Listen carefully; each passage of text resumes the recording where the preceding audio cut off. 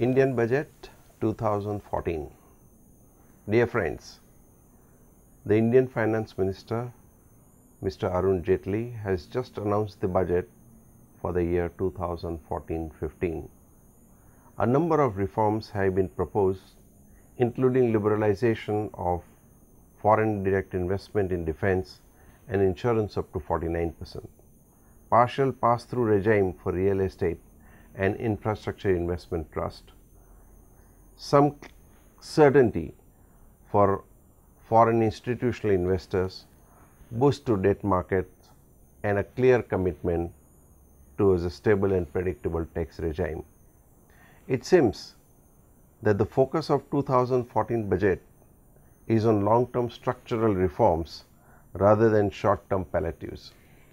However, a number of low-hanging fruits have been missed out, including clarity on retrospective tax, general anti-avoidance, popularly called GAR, and pass-through status for all categories of alternate investment funds. Hopefully, some of these will be taken care of in the budget 2015. In a short period of 45 days, what this government has done is of course very commendable.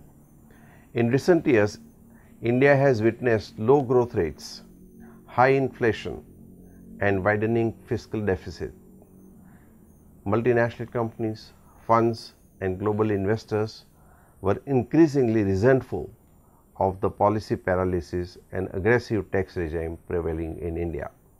The mood suddenly became positive when the new government led by Prime Minister Modi won a landslide victory in the recent May 2014 elections. While 2014 budget introduces some reforms, there is definitely scope for more.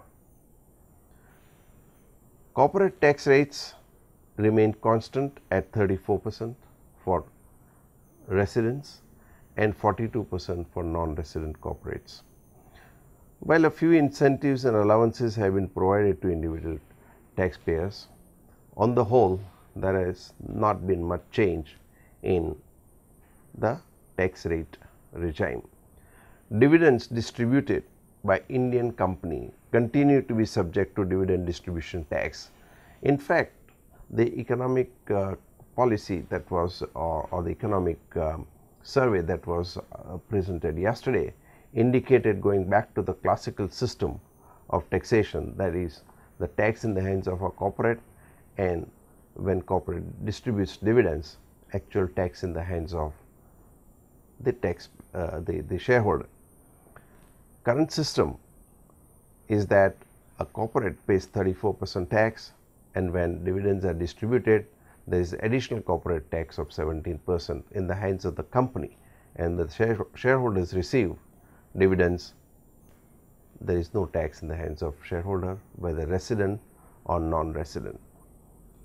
Government has decided not to revoke 2012 retroactive amendment. I think this is one of the most important piece of this budget. It was expected that there would be some change.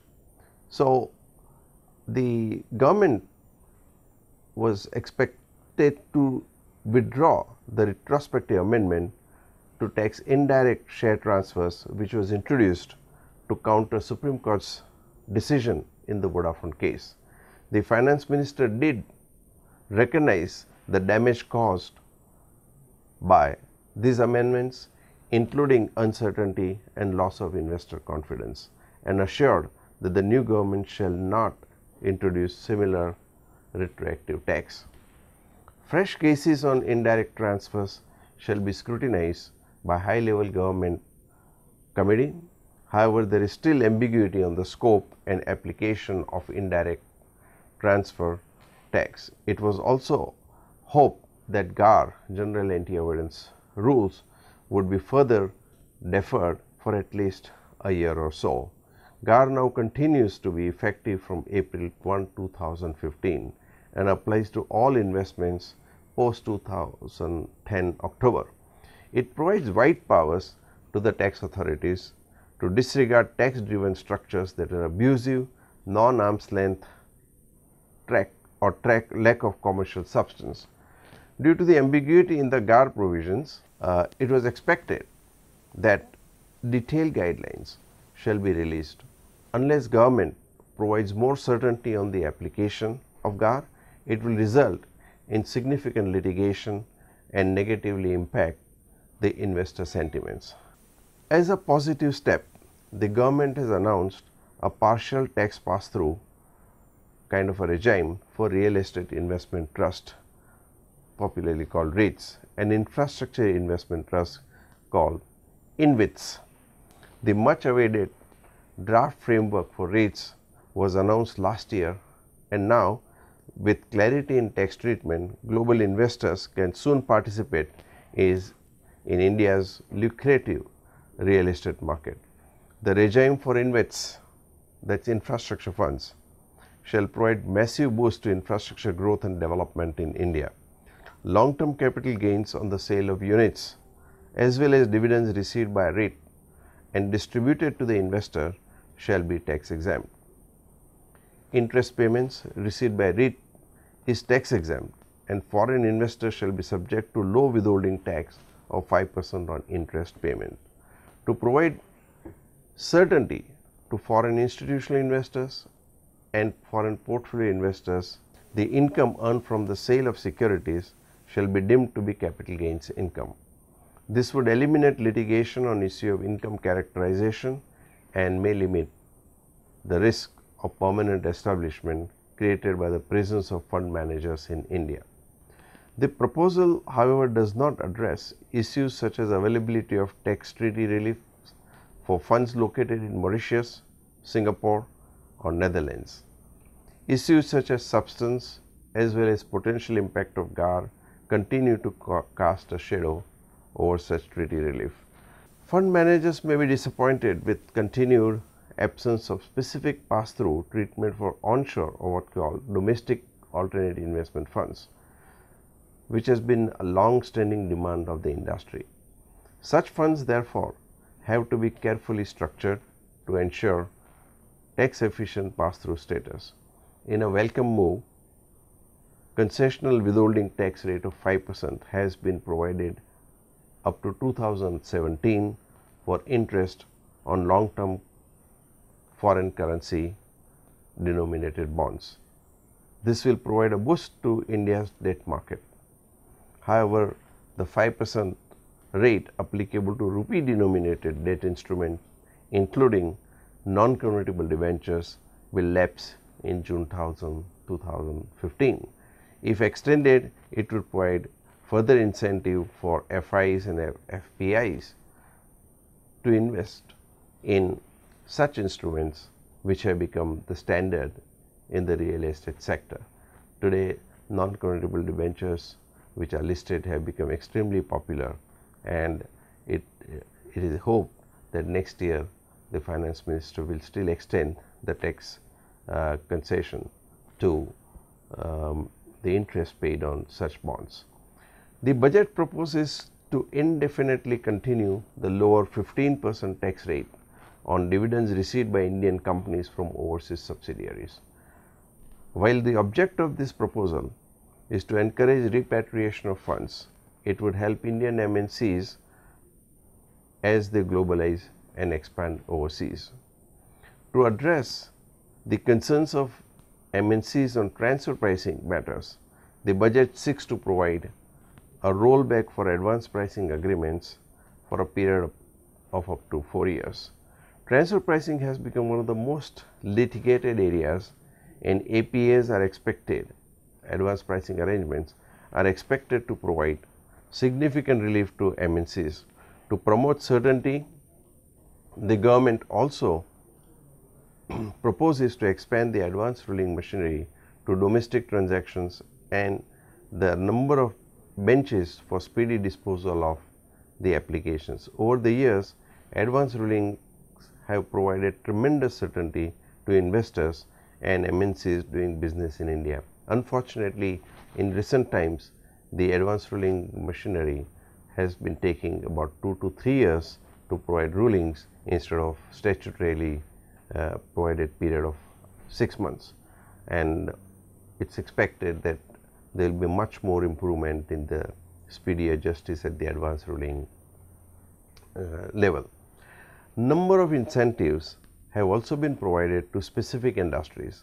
A tax holiday for power sector has been extended up to 2017, and the range of investment linked allowances have been widened. Investment allowance has been now extended to the small and medium scale industries which have invested up to 25 crores of rupees. So, I think it will really help sectors such as auto component sectors and many other manufacturing facilities. Notable customs and excise duty reliefs are proposed in relation to electronic products such as the renewable energy equipments. I think there has been significant boost to the renewable energy sector in this particular budget. Additional allowance shall also be provided in relation to expenditure on corporate social responsibility activities. Unfortunate part is that in this budget it has been clarified that if any corporate incurs expenditure on CSR, that would not necessarily be a deductible expense. I think that has been to some extent a disappointment, but hopefully some improvement will be done in the whole legislation.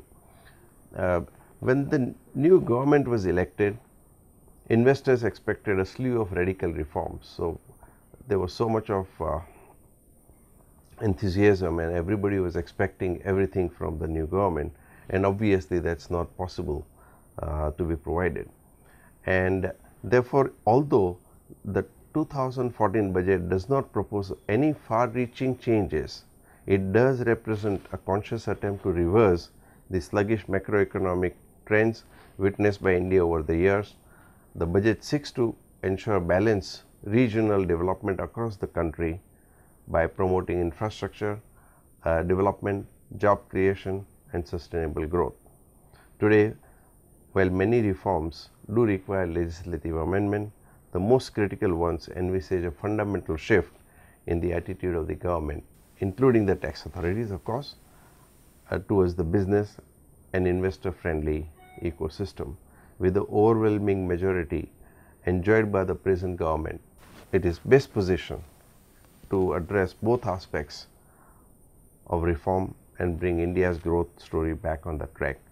And there is a new ray of hope in India. There is significant amount of enthusiasm, and it is a hope that things would be moving fast forward in the coming months. And these are the initial observations that I have. Industry by industry analysis would be provided to you by my partners and my colleagues and my experts in the videos that would be presented to you separately, and I hope you will enjoy listening to them, watching them, and you will get a real feel of what's happening on each of the industry sectors.